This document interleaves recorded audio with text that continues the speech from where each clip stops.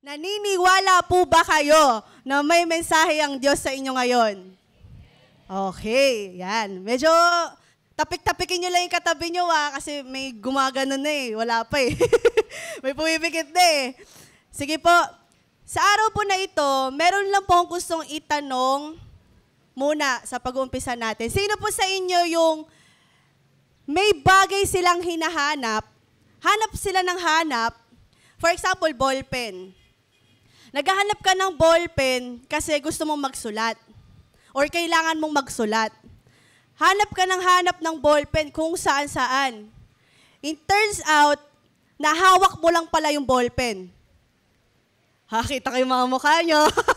Alam ko nangyari na to sa inyo. Ito pa malupit. Naghanap ka ng gloves. Hinahanap mo yung gloves kasi kailangan mo. It turns out na nasa kamay mo lang pala yung gloves. May mention silang pangalan. Sino ba yun? Ito pa. Si Denzel. Ito pa.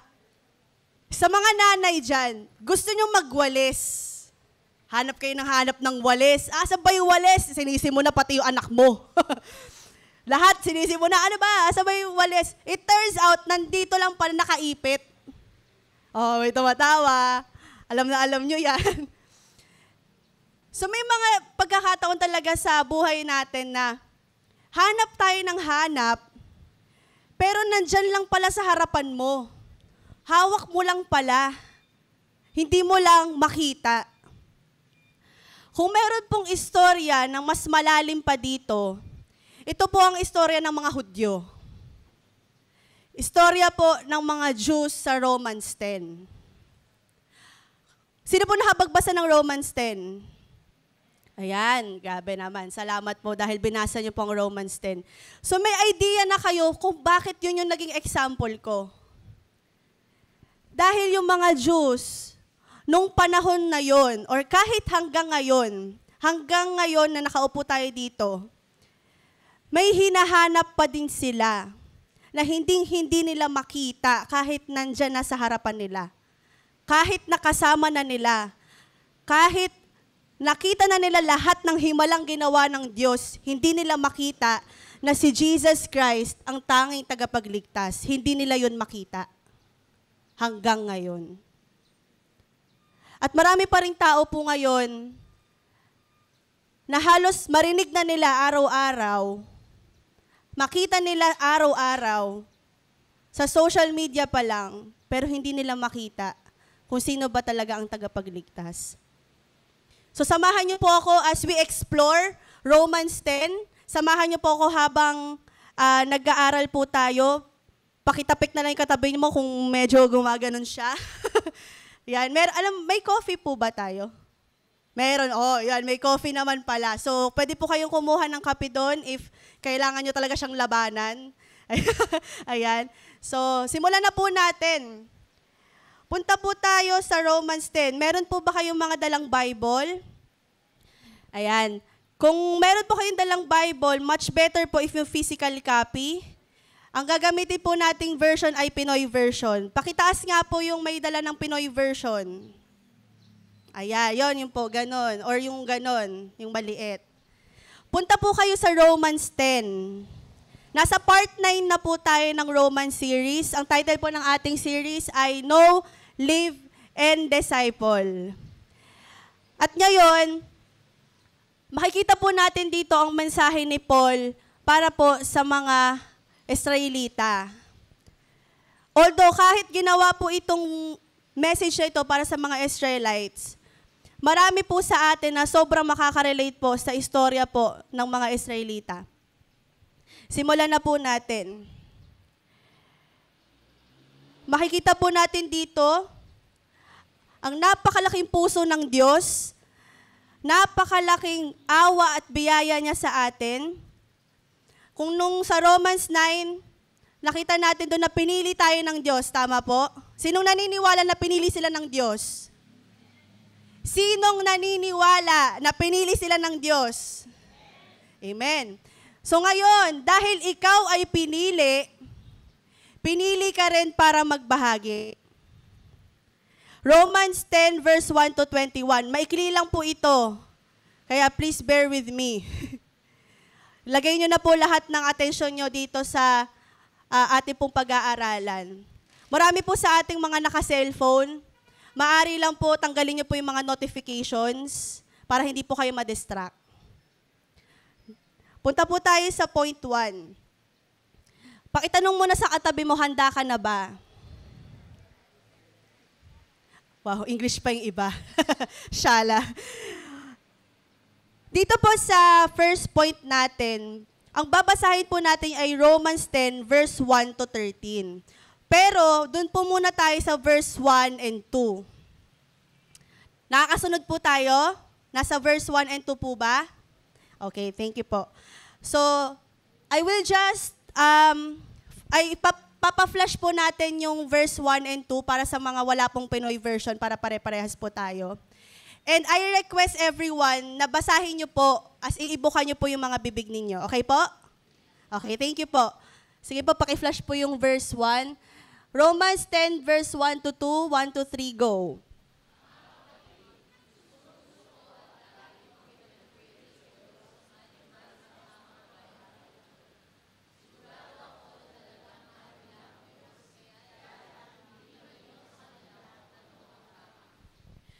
So makikita natin sa verse 2, alam ni Paul, sigurado si Paul, na mahal nila ang Diyos. Pero hindi alam ng mga Israelita or ng mga Jews at hindi malinaw sa kanila kung ano ang tama. Ano ba yung tama?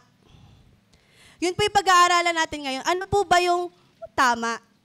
Kasi napakadaming dito sa mundo mukhang tama, pero mali pala. So ngayon, samahan niyo po ako explore yung verse 1 and 2. Makikita po natin dito yung puso ni Pablo sa mga kapatid niyang Jews. Dahil alam ni Paul na hindi kinikilala ng mga Jews na si Jesus Christ ang tanging tagapagligtas, talagang mararamdaman mo sa letter niya yung iyak at hagulgol niya sa Diyos na iligtas niya ang bayan niya. Napag-aralan po natin sa mga previous chapter na pinili po ng Diyos ang mga Jews. Tama po? Pero nakita din po natin na kung gaano sila tumalikod sa Diyos.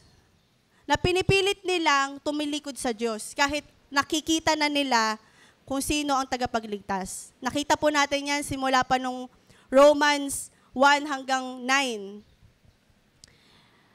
Ano po ba ang makikita nating lesson dito? Nakita po natin dyan na sinabi ni Paul, talagang masigasig sila para sa Diyos. Sa ibang version po, ang word ay masigasig. Alam niyo po ba ang salitang masigasig? Alam niyo ba yung salitang masigasig? Yung patuloy at patuloy talaga sila. Pinagpipilitan talaga nila. Yun ang masigasig. Kaso, ang mali sa kanila, masigasig sila, pero mali ang kanilang direksyon. So, hindi pwedeng masigasig ka lang, pero mali ang direksyon mo.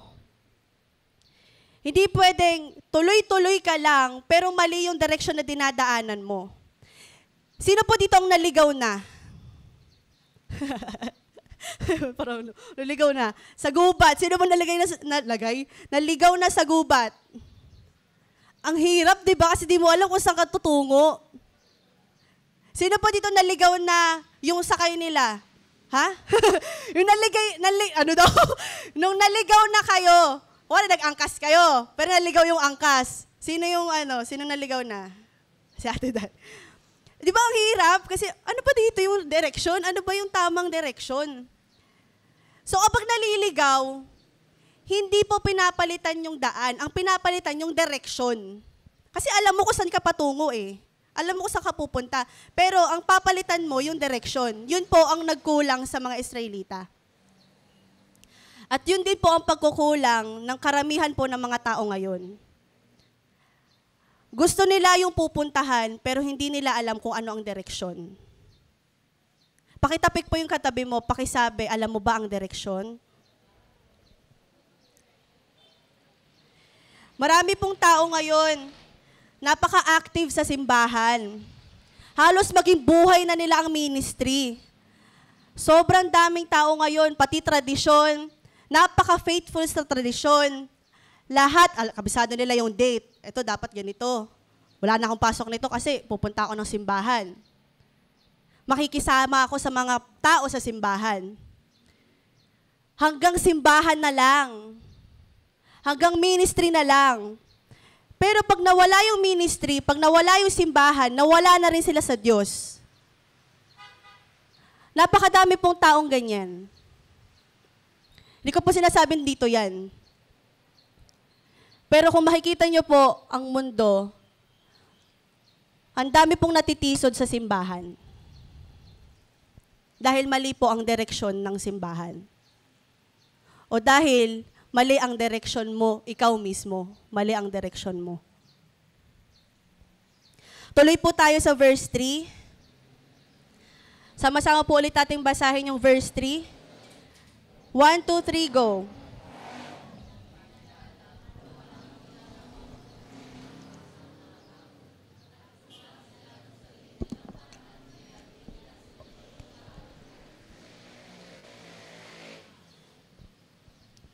Ano daw? Sabay-sabay. So, ang sabi dyan, at gumawa sila ng sarili nilang paraan.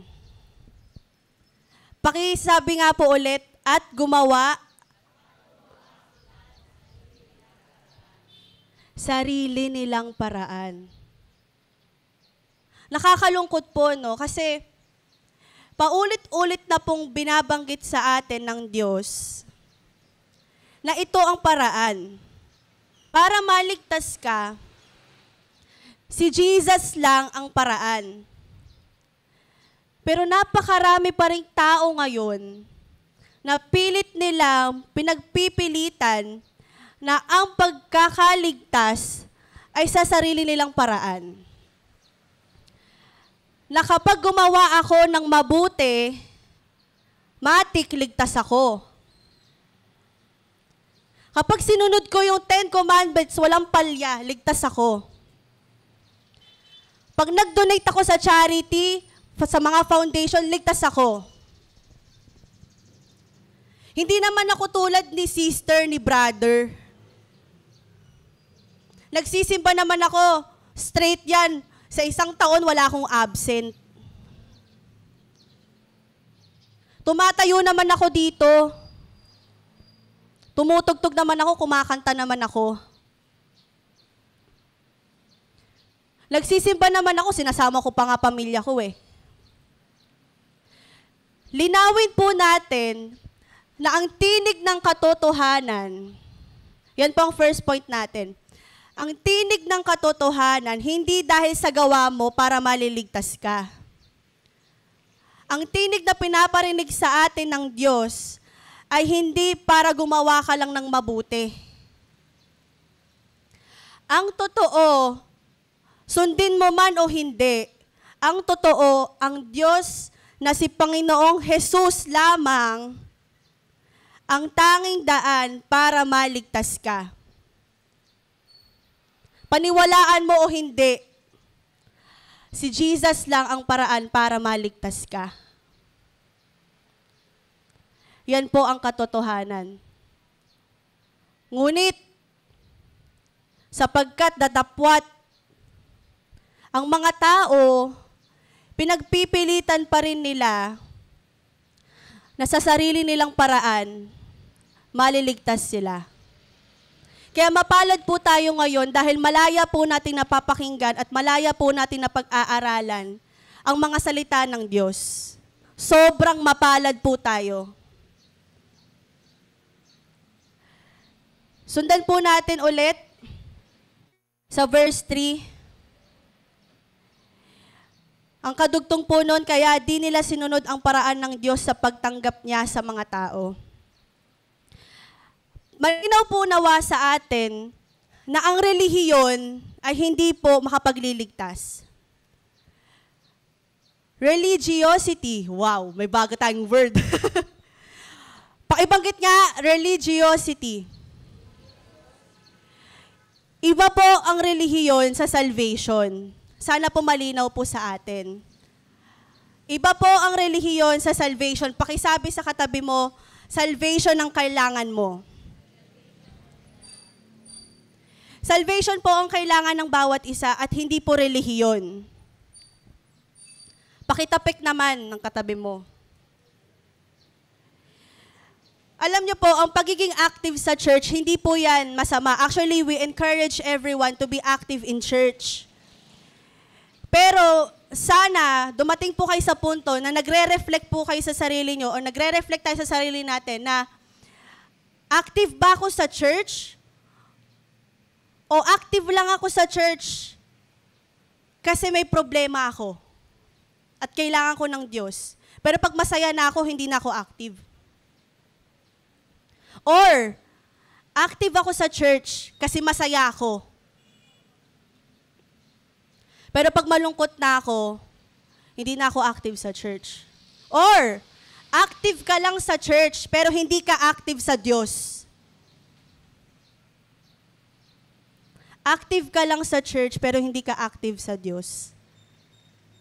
Magkaibang bagay po yun. Pwede nyo po lokohin ang mga tao sa paligid nyo na active po kayo, pero hindi nyo po maloloko ang Diyos. Ano po ba yung katotohanan ng kaligtasan? Verse 4 to 11. Medyo mahaba po itong point 1. So babasahin po muna natin yung verse 4 to 11. Okay lang po? Okay pa ba? Lamig, no? Sige po, tayo po magbasa. Simula po sa verse 4 to 11. 1, 2, 3, go.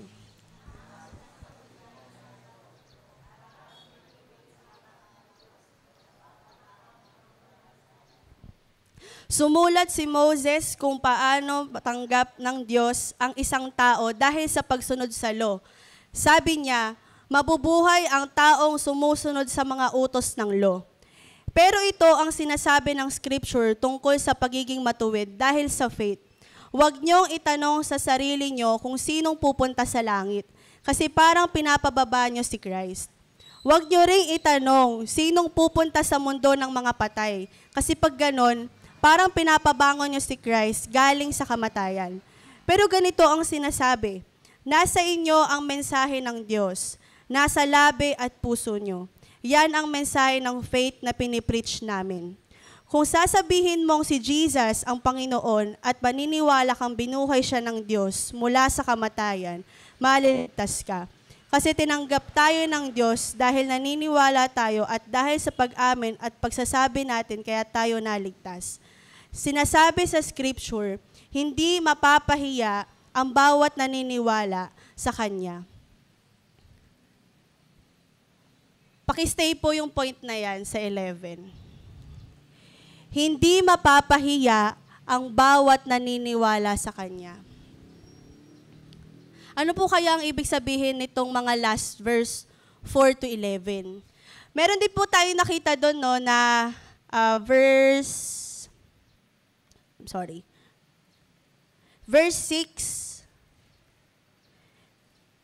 Huwag niyong itanong sa sarili niyo kung sinong pupunta sa langit.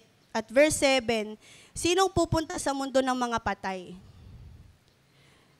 Tinapos na kasi ng Diyos. Tinapos na ni Jesus Christ. Finulfill na niya yung batas sa Old Testament. Pero marami pa rin po kasi talagang naniniwala na kailangan nilang halukayin ang libingan, kailangan nilang lumipad sa himpapawid para lang makita kung paano sila maliligtas. Pero dito po sa church at sa Biblia, paulit-ulit pong sinasabi na hindi mo na kailangang hanapin dahil nasa harapan mo na. Hindi mo na kailangan pang gumawa ng mga extra panagawain para lang makita kung sino ba talaga ang tagapagligtas. Dahil malinaw po sa Biblia, ilang beses pong inuulit, na para ikaw ay maligtas, para ako ay maligtas, para tayo ay maligtas, Sino po ang sagot? Si Jesus Christ. Paano po natin tatanggapin? Yun po ang madalas na tanong ng mga tao. Paano ba namin tatanggapin si Jesus Christ? Kilala nila eh. Kilala nila si Jesus Christ. Alam nila kung ano yung storya ni Jesus Christ. Sa movies pa lang, di ba? Sa TV, pinapakita naman kung anong ginawa ni Jesus eh. Laging bida yung cross pag Holy Week.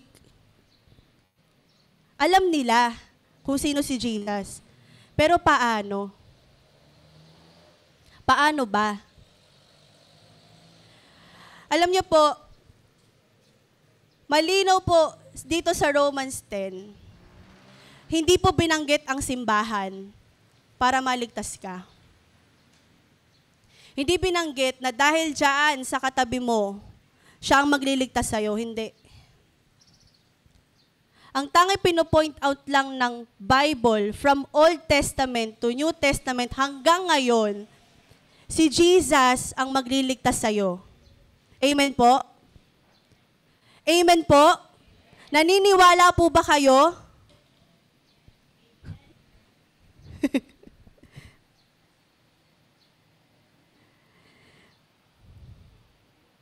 Madami rin pong mga kumakalat ngayon na quotes.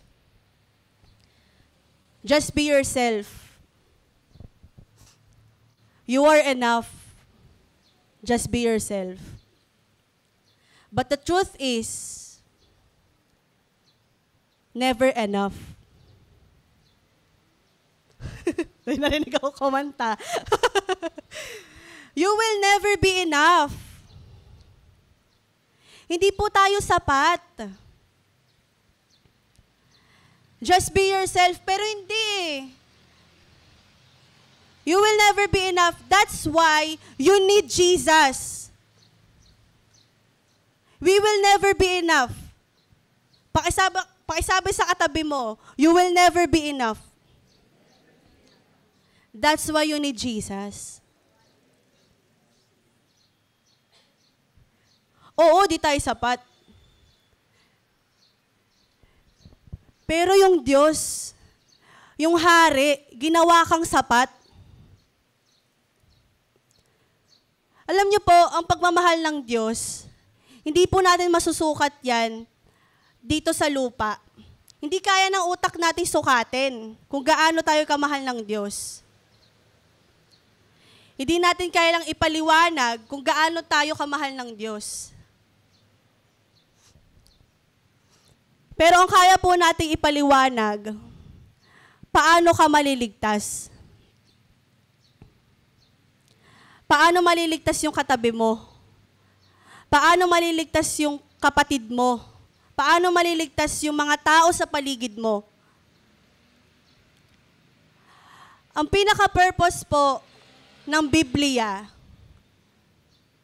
sapat ang Biblia para ipaliwanag kung paano ka maliligtas. Madami pong misteryo ang Biblia, ang dami pong tanong ng mga tao patungkol sa mga kwento sa Biblia. Pero ang malinaw po na binabanggit po sa Biblia, paano ka maliligtas. Pag namatay ako, pag namatay ang katawang to, pag namatay ang katawang yan, paano ka maliligtas? Ano ang buhay mo pagkatapos niyan?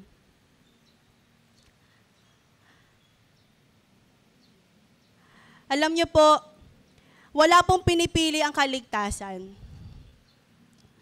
Kung ang iba, naniniwala sila na kapag sumapi ka sa ganitong relihiyon, kayo lang ang maliligtas, hindi ang iba. Ang maraming relihiyon ngayon, nagsasabi po, pag sumama kayo sa amin, maliligtas kayo. Magpa-convert kayo sa amin, maliligtas kayo. Pero hindi po yun ang sinasabi ng Diyos. Wala po sa relihiyon para maliligtas ang isang tao. Kaya walang pinipili ang salvation. Pakisabi sa katabi mo, walang pinipili ang salvation. Continue po tayo, verse 12 to 13. Pakibasa po, verse 12, 1, 2, 3, go.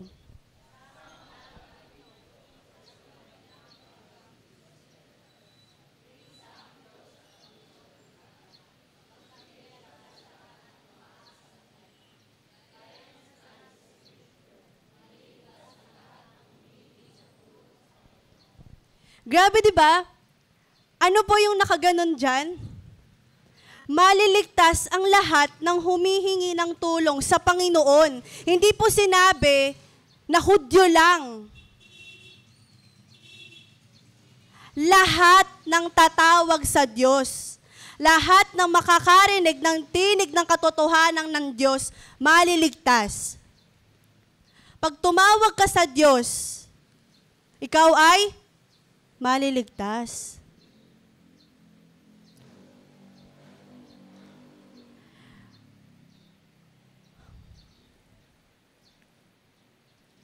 Paano maliligtas ang isang tao? Sinabi po yan sa verse 9 kanina. 2 bagay. Ipahayag mo sa iyong labi na si Jesus ang Panginoon. At pangalawa, maniwala ka sa puso mo, buong puso mo na binuhay ang Diyos para maligtas ka. Marami pong mga tao ang pinaniniwalaan nila, si Jesus ay isa lamang instrumento. Naniniwala sila na si Jesus, isa lamang propeta. Isa lamang siyang tao. At nananatili siyang patay para sa kanila. Pero tayo, na nakarinig na ng tinig ng katotohanan, malinaw po dapat sa atin na dapat pinoproklama natin, binibigkas natin, pinapamuhay natin na si Jesus ang Panginoon. Amen po? Malinaw po dapat sa atin, sa buong puso natin, na binuhay po ang Diyos para sa atin. Binuhay siya para maligtas ka at ang buong pamilya mo. Binuhay siya para maligtas sa mga tao sa paligid mo. At ano pong gagawin natin? Dahil narinig nyo na po ang tinig ng katotohanan ng Diyos, narinig na natin noon-noon pa na ang Panginoon ang tanging tagapagligtas, na si Jesus ang tanging tagapagligtas, anong gagawin natin? Which leads to point 2. Romans 10 verse 14 to 17. Hatid ng kaliwanagan, hatid para sa kaligtasan. Kanina po, ano po yung point 1 natin? Tinig ng katotohanan, tinig ng kaligtasan. Pakitapik ang katabi mo. Pakisabi, hatid na. Huwag kayong sasama. Huwag muna kayo sumama sa liwan. So, hatid na tayo. Anong role natin? Dahil narinig mo na, anong role natin? Upo lang, Ate Ella, kinig lang.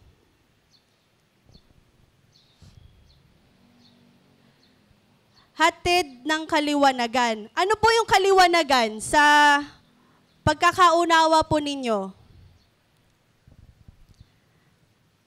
Nakagano na sila, liwanag, no? Liwanag. At ano ang kailangan ng mga taong nasa dilim? Liwanag. Paano makakarating yung liwanag sa lugar ng kadiliman? Hahatid mo. Ihahatid mo. Basahin natin yung verse 14 to 15. Sige po, sabay-sabay po natin basahin. 1, 2, 3, go. Kaya lang, paano sila hihingi ng tulong kung hindi sila naniniwala? Paano sila maniniwala kung hindi pa nila narinig ang mensahe? Paano nila maririnig ang mensahe kung walang nagpipreach? Paano maipipreach ang mensahe kung walang pinapadalang messengers? Sinasabi nga sa scripture, ang gandang tignan yung pagdating ng nagdadala ng magandang balita. Paano? Meron po tayong parang illustration dyan. Wow, good illustration. Pwede nyo picturean. Ano yung pinakita ni Paul dito? This is the chain of salvation. Paano maliligtas ang iba? Naniniwala po ba kayong niligtas kayo ng Panginoon? Kung naniniwala po kayo, it's our time na maging instrumento ng Diyos para ihatid ang kaliwanagan sa ibang tao. Ngayon, ang sabi po ni Paul, paano makakapangaral kung hindi sila sinugo? Paano nga naman may makakarating kung walang ipapadala? 'Di ba? Parang parcel lang 'yan. Paano may makakarating sa inyo kung walang magdadala? May ipapadala ang Diyos. At huwag ka nang tumingin sa katabi mo. Huwag ka nang tumingin sa akin. Ikaw na 'yon. Ikaw na yung papadala ng Diyos. Ate Ella, ex ko yun eh. Ate Ella, inaaway ako nun eh. Sinabihan ako ng masasamang words. Paano kung ikaw nga ang pipadala? Paano kung ikaw na nga? So may ipapadala ang Panginoon. Siyempre, pag pinadala, hindi lang naman dala lang. Kailangan ipipreach. Ano ipipreach natin? Ang salita ng Diyos. Yung salvation. Na si Jesus lang ang tanging makapagliligtas sa'yo. Yun ang kailangan nating i-share, i-preach. Siyempre, after na preaching, alangan naman walang maririnig. May bibig kasi nga eh. So pag napakinggan na nila yon, it comes from the hearing, di ba? Pag napakinggan na nila yon, anong sunod? Maniniwala sila. Nawa. Maniwala sila. Pagkatapos silang maniwala, yun ang time na makakatawag sila sa Diyos. Ito pong tandaan natin. Ang mga tao lang pong naniniwala sa Diyos ang makakatawag sa Diyos. Pag hindi yan naniwala, hindi yan makakatawag sa Diyos. Punta po tayo sa next po. Dahil tapos na tayo sa verse 15. Punta po tayo sa verse 16. Yan, verse 16. Sabay-sabay po nating basahin. Pero hindi tinanggap ng lahat ang magandang balita. Sinabi ito ni Isaiah, Panginoon, sinong naniwala sa mensahe namin? Sa pagbabahagi po ng salita ng Diyos, hindi po ito madali. There's a lot of rejection. Alam niyo po yan. Siguro po, marami sa atin nag-try na magbahagi ng salita ng Diyos. Pakitapik yung katabi mo. Ganun. Tapik. Ngayon, napanghihinaan na ng loob. Ate Ella, na-reject ako eh. Hindi nilanggap si Jesus. Si pastor na lang. Sino mag-share? Si pastor na lang po. Kasi kabisado niya yung Bible. Kabisado. Si leader na lang, kasi siya yung leader namin eh.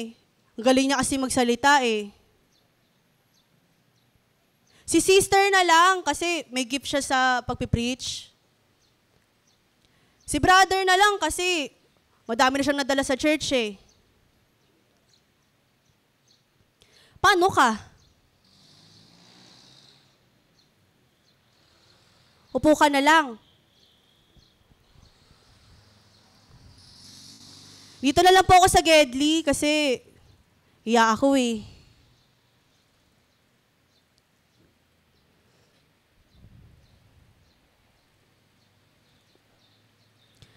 Madalas pa ang gusto natin, tayo lang yung pinagpe-pray. Sister, brother, pag-pray nyo naman ako. Gusto natin tayo lang. Tayo lang yung tatanggap ng mensahe.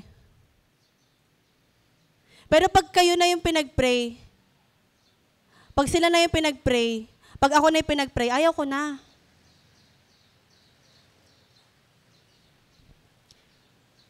Lagi tayong sila na lang.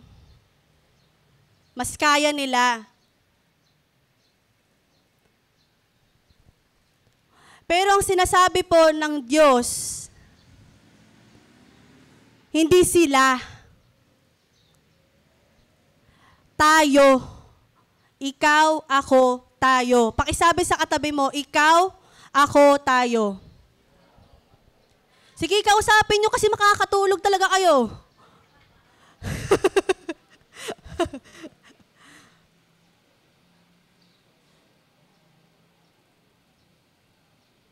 Minsan ayaw natin na tayo yung maghahatid. Ayaw natin na tayo yung pupunta sa bahay, mag-share. Ayaw natin nun. Pero this is the challenge of God. Dahil narinig nyo na po ang tinig ng Diyos, narinig nyo na ang katotohanan, kailangan po natin, hindi gusto, kailangan. Hindi lang dahil ginusto mo, kundi kailangan ng mga tao. Pakisabi po sa katabi mo, kailangan mo. Verse 17. Pakibasa po, verse 17, 1, 2, 3, go.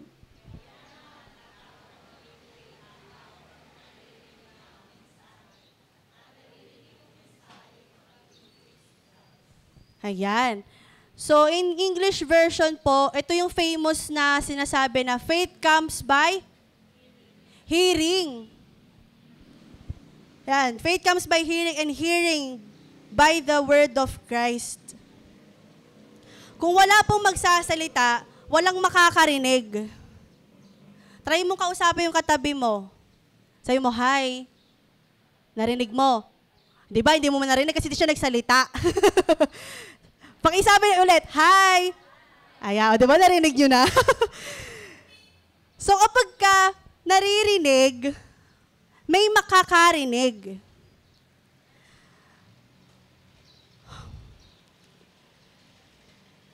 Alam nyo po,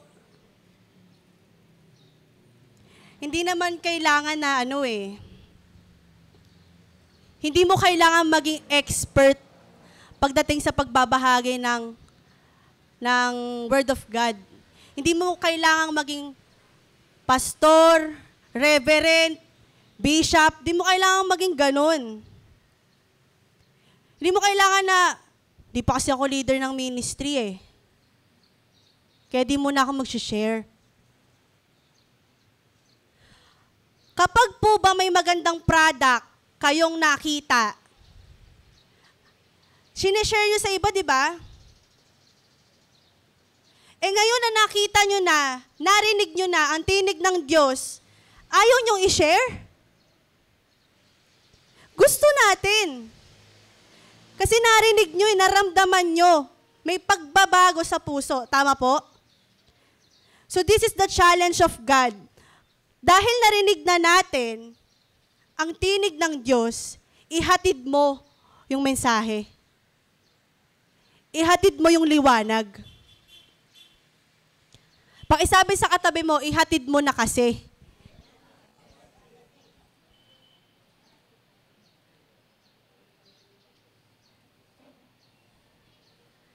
Sinabi rin po dito na by hearing and hearing. By hearing and hearing. Hindi sinabing one time. Dahil narinig mo na, okay na to. Okay na to. Narinig na niya, okay na yun. Alam niyo po yung word na consistency and persistency? Magtataka kayo ngayon, ang daming tao, di ba, sineran nyo na. Yung on fire ka pa, brother, alam mo ba, si Jesus Christ, ganto-ganto.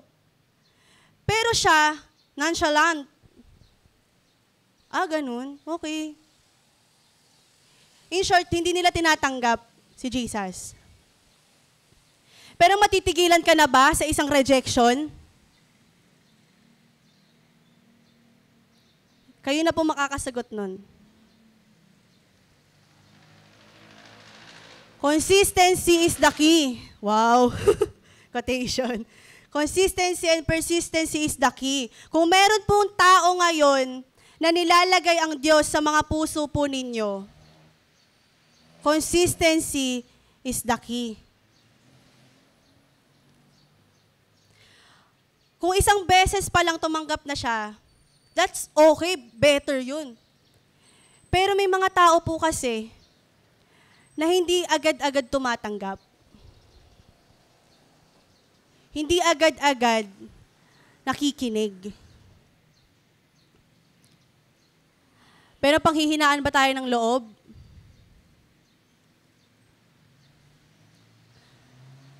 Ang trabaho lang po natin, ihatid.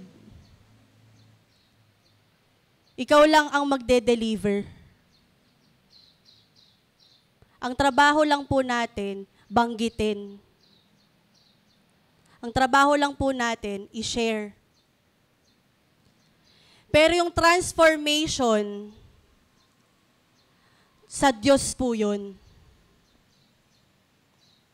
Kaya marami pong sumusuko sa pagbabahagi ng salita dahil nakatingin sila sa tao. Di kasi siya nagbabago eh. Kahit anong pilit mo, puro Bible verse na nga yung sinesend ko sa kanya. Hindi siya nagbabago.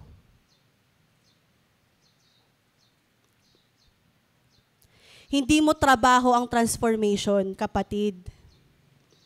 Hindi mo trabaho ang trabaho ng Diyos. Ang trabaho mo lang, ibahagi sa Kanya ang salita ng Diyos. Ang trabaho mo lang, i-share ang salvation sa Kanya. Pakitapik yung katabi mo. Yan, tapik lang. Huwag po tayong titingin sa tao. Pag tumingin po tayo sa tao, matitisod po tayo. Mapanghihinaan po tayo ng loob sa pag-share ng salita ng Diyos. Pero tandaan mo kapatid, ang trabaho ng Diyos, hindi mo trabaho. Pakisabi sa katabi mo, hindi mo trabaho ang trabaho ng Diyos. Kaya ngayon, ang tanong, matitigilan ka ba dahil nireject ka o magpapatuloy ka dahil ang foundation mo ay nasa Diyos? Kayo na po ang makakasagot niyan. At alam niyo po, ito po yung maglilid sa atin sa last point. Last na, Ate Ella. Pakitapik na yung katabi nyo. Pakisabi, narinig mo na ang tinig. Hahatid mo na. Ano na? Ang susunod po, nasa verse 18 to 21. Ano pong sabi sa verse 18? Pero ang tanong ko, hindi ba nila narinig? Siyempre narinig nila. Kasi sabi sa scripture, narinig sa buong mundo ang boses nila, nakarating sa dulo ng mundo ang mga salita nila. Kaya very impossible na isipin na may tao pa ding hindi nakakarinig sa Diyos. Dahil sinabi na po sa Biblia na maririnig nila kung sino ang Diyos. Next verse po.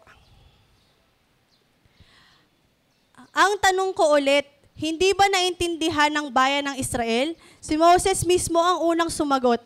Gagamitin ko ang mga taong hindi man lang isang bansa para magselos ang bayan ko. At gagamitin ko ang isang bansa ng mga walang alam para galitin ang bayan ko. Ano ibig sabihin nito? Sino ang bayan ko na tinutukoy ng Diyos diyan? Ang Israel. Pero nakita po natin na ang Israel, tinalikuran nila ang Diyos. Tama po? Hindi nila kinilala ang Diyos na si Jesus bilang kanilang Panginoon. Na hanggang ngayon, inaantay nila ang Mesaya. Na hanggang ngayon, inaantay nila ang magliligtas sa kanila. Kaya, ang ginawa ng Diyos, sino po nakaabot ng Acts series? Hala. Nakita natin doon, 'di ba? Na yung mga Gentiles, para po sa kaalaman ng mga hindi po nakapagbasa sa Acts, may dalawa pong lahi, Hudyo at Gentiles. Ang Hudyo ang piniling bayan ng Diyos. Sila ang mga pinili. Pero yung mga nakapalibot na hindi Hudyo, Gentiles ang tawag doon. Tayo yun. Tayo ang mga hentil. At anong sabi? Isang bansa para magselos ang bayan ko. Dahil hindi nila tinanggap si Jesus as their Savior, binuksan ng Diyos ang oportunidad sa iba. Pero ibig sabihin ba nito, pinabayaan ng Diyos ang Israel? No. Hanggang ngayon, consistent ang Diyos sa pagligtas sa Israel. Consistent ang Diyos sa pagligtas sa bayan niya. Pero ang maganda doon, kasama na tayo. Yung bayang walang alam, tayo yun eh. Pero binuksan ng Diyos yung access sa ating lahat. Is that a good news? Is that a good news? Na pinili ka din ng Diyos.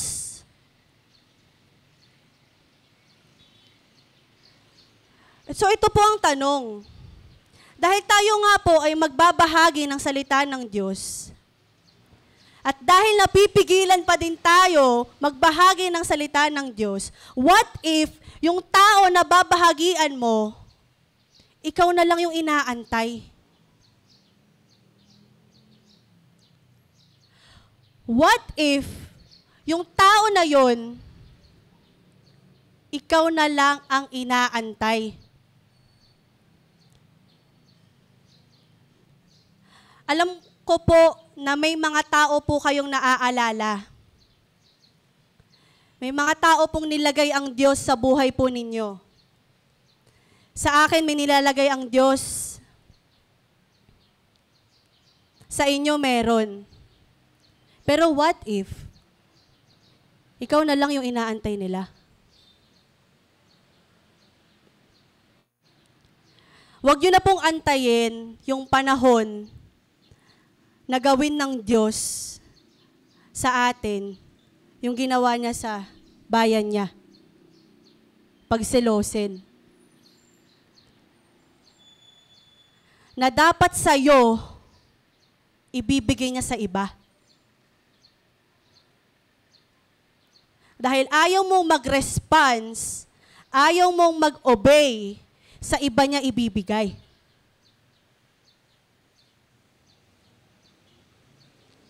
Dahil ayaw mo ng obedience, iba ang makikinabang.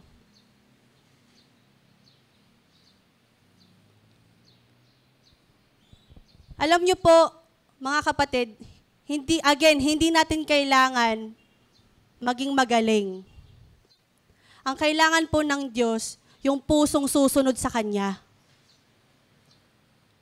Kahit nagsastutter ka, Kahit nanginginig yung boses mo, nanginginig yung kamay mo, kahit nauutal ka, kung yung puso mo kayang mag-obey sa Diyos, gagamitin ka niya. Madami na pong character sa Bible. Iba-iba ang klase ng flaws nila. Makikita po natin na ginamit pa rin sila ng Diyos.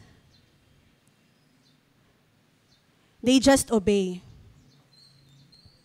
At meron din po tayong tinatawag na selective hearing. Ano po yung selective hearing? Yung gusto mo lang, yung maririnig mo, yung nakakagaan sa puso mo. Ito yung topic. Sige, magpo-phone na lang ako. Alam ko na yan eh. Basic. Alam ko na yan. Lagi naman binabanggit yan eh. Ayoko, pinapatamaan na ako ni sister eh. Ayoko na nun. Ang mahirap kasi sa atin, may selective hearing tayo minsan. Ang gusto natin, blessings lang ng Diyos, prosperity. Gusto ko yan. Pero pag sinabi na ng Diyos, patawarin mo na. Lord, ayoko. Pag sinabi ng Diyos na, hiwalayan mo na yan, maling tao yan para sa'yo. Di Lord, mahal ko eh. Selective hearing. At ano sabi dyan? Selective hearing leads to selective obedience. So susundin mo lang kung ano yung gusto mo. Susundin mo lang kung ano yung makakagaan sa'yo. Pero pag hindi na ako susunod, Lord. At ang selective obedience is still disobedience. Dahil pinipili mo lang yung mga susundin mo, disobedience pa rin yan sa Lord.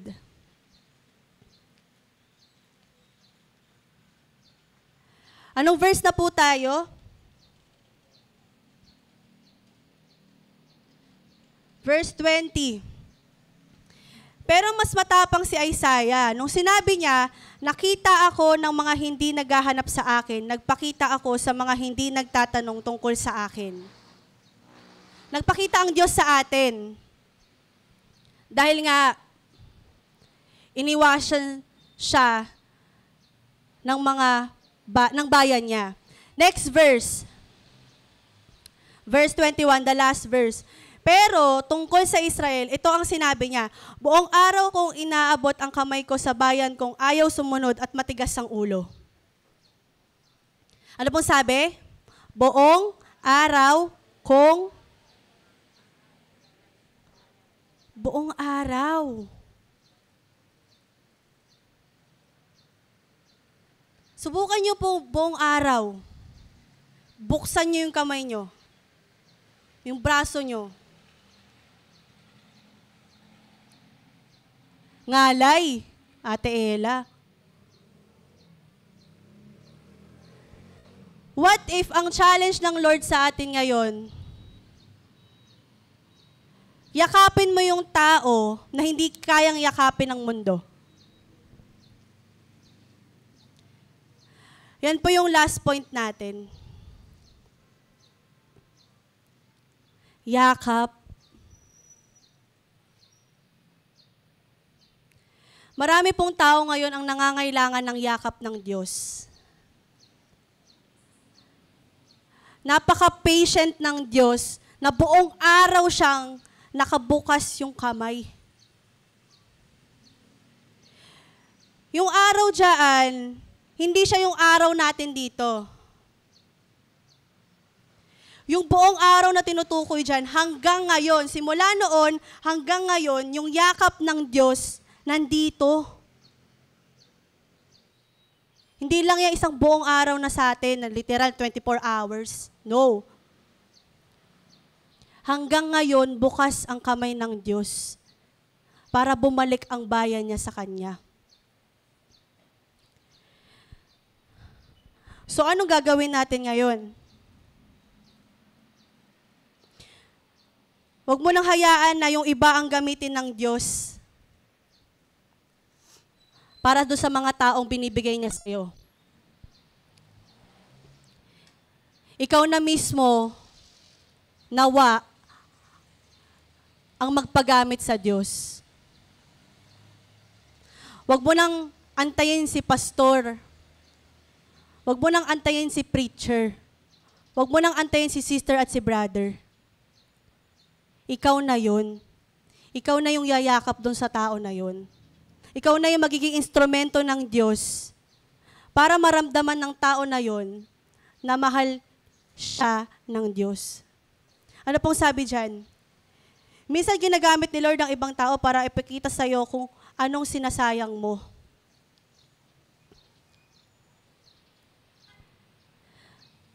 Kapag sumunod ka sa Diyos, kahit mahirap, sasamahan ka ng Diyos. Kahit mahirap, sasamahan ka ng Diyos. Kahit po mahirap, sasamahan kayo ng Diyos. Kahit mahirap, sasamahan kayo ng Diyos. Sasamahan kayo ng Diyos. Huwag kayong mag-focus dun sa hirap. Sasamahan kayo ng Diyos. Pakisabi sa katabi mo, kapatid, sasamahan ka ng Diyos. Ang tunay po na tinawag, hindi lang tumatanggap po ng mensahe. Nagiging mensahe.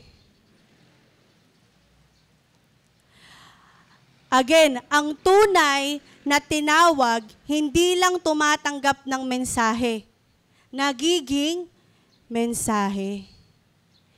Ang buhay po natin mismo, ang buhay mo, ang buhay niya, ang buhay ng katabi mo, mensahe yan ng Diyos sa iba.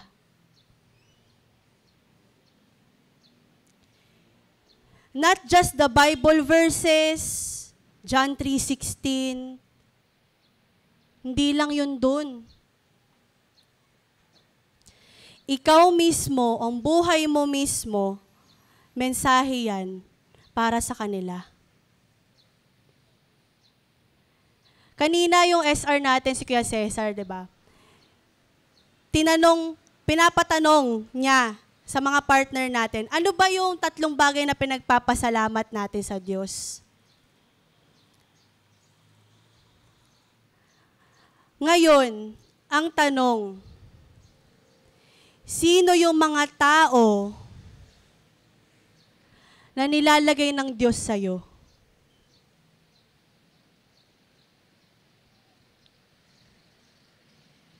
Kung hindi nyo po alam kung sino, I encourage everyone to pray kung sino po yung mga tao na yun. At kapag binigay ng Diyos ang mga pangalan ng taong yon, wag nawa magkaroon ng selective hearing. Pag binigay na yung tao na yun sa'yo, yun na yun.